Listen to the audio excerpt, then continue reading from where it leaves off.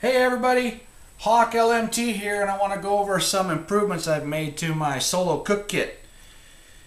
In my first video, I told you about how I have these pieces of flashing here that I use for windscreen.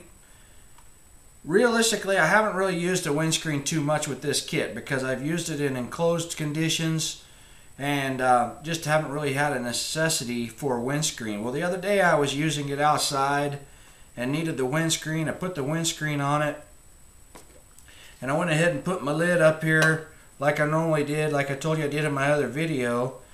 And what I found was happening was that because this windscreen is so close around the pot stand, that the alcohol in the stove was getting too hot, and it was actually boiling a little bit, which caused a gassing effect, and it would just blast all of a sudden a big flame up around the edge of the can, and it was actually flaming my lid a little bit, so I had to take my lid off and not have a lid. Well, the way I fixed that was I just got rid of this windscreen altogether, and I made a new windscreen. It's just a little bit larger in diameter.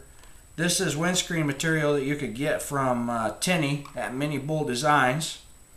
The one thing I do like about this, first of all, is it's a little bit larger in diameter. It's high enough that it blocks most of the wind.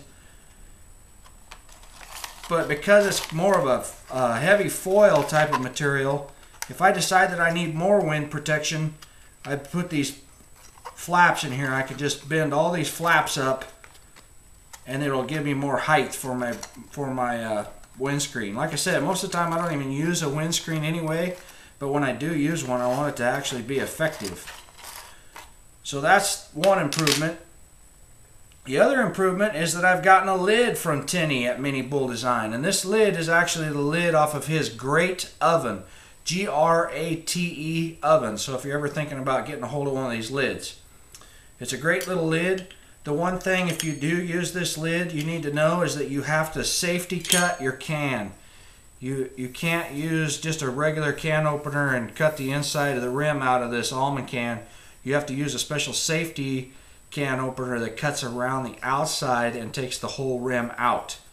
That way this lid will fit. But that's what I've got here, and it works really well. So again, really quickly, I'm going to show you how this all fits together in my 16-ounce Ziploc container. I got 2 little bottles of fuel, my burner, a lighter, and the lid. My new and improved windscreen.